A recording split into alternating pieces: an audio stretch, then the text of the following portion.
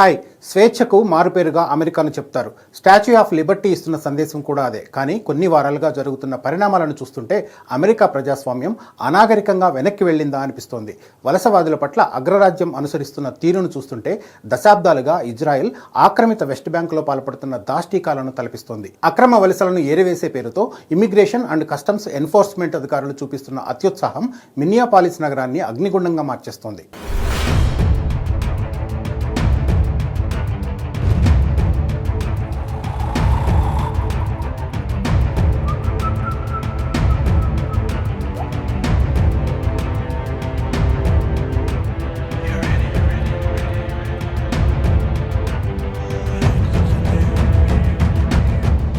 ఈ దృశ్యాలు చూడండి.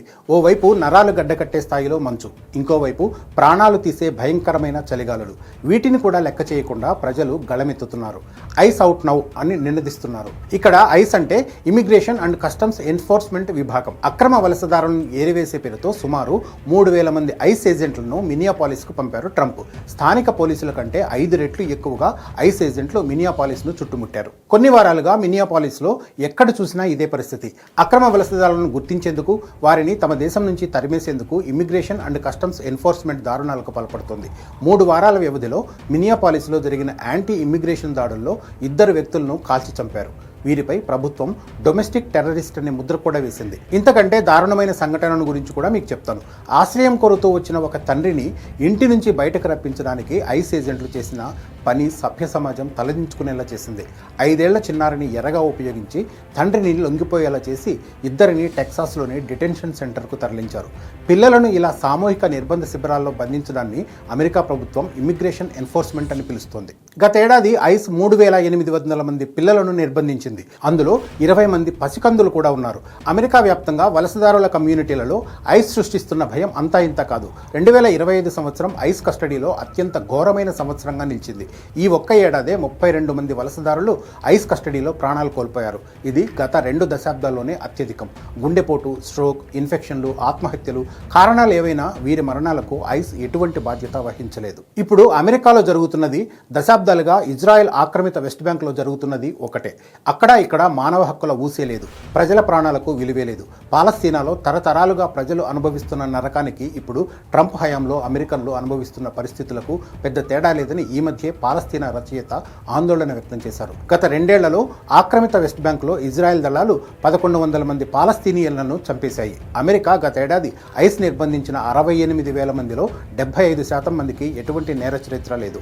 అలాగే ఇజ్రాయెల్ జైళ్లలో కూడా వేలాది మంది పాలస్తీనియన్లు ఎటువంటి ఛార్జ్ షీట్ లేకుండా, విచారణ లేకుండా మగ్గిపోతున్నారు. కేవలం వలసదారులు మాత్రమే కాదు, అమెరికా పౌరులు కూడా అభద్రతా భావంతో బతికే పరిస్థితులు తీసుకొచ్చారు. ఎవరైనా ఎప్పుడైనా మాయమైపోవచ్చు, ప్రభుత్వమే దాడులకు పాల్పడవచ్చు.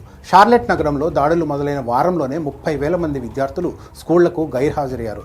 లాస్ ఏంజల్స్లో వ్యాపారాలు దెబ్బతిన్నాయి.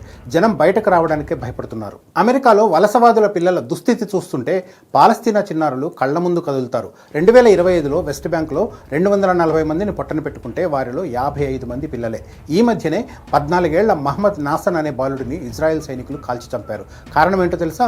అతడు చేతిలో రాయి పట్టుకుని పరిగెడుతున్నాడట. ప్రపంచంలోనే అత్యంత ఆధునిక ఆయుధాలు కలిగిన సైన్యం బుల్లెట్ ప్రూఫ్ వాహనాల్లో ఉండి కూడా ఒక చిన్న పిల్లవాడు రాయి పట్టుకుంటే ముప్పుగా భావించి కాల్పులు జరిపిందంటే వాళ్ళ మైండ్ సెట్ ఎలా ఉందో అర్థం చేసుకోండి. ఇజ్రాయెల్ సైనికులు తరచుగా పాలస్తీనా పిల్లలను హ్యూమన్ షీల్డ్స్గా వాడుకుంటారు. కుటుంబ సభ్యులను లొంగిపోయేలా చేయడానికి పిల్లలను హింసిస్తారు. ఇది అమెరికాలో ఐస్ ఏజెంట్లు తండ్రిని లొంగదీసుకోవడానికి అతని కొడుకును కూడా ఇలాగే వాడుకున్నారు. అమెరికాలో అయినా వెస్ట్ బ్యాంక్లో అయినా ఈ స్థాయి హింసకు, మానవ హక్కుల హననానికి ఒక్కటే కారణం, అదే వలసవాద మనస్తత్వం. ఇజ్రాయెల్ ప్రభుత్వం పాలస్తీనియన్లను మనుషులుగా కాకుండా ఒక ముప్పుగా పరిగణిస్తుంది. వారిని నిఘా నీడలో ఉంచి అణచివేసి చివరికి వారిని సొంత ప్రాంతానికి దూరం చేస్తుంది. ఇప్పుడు అమెరికాలో కూడా అదే జరుగుతుంది.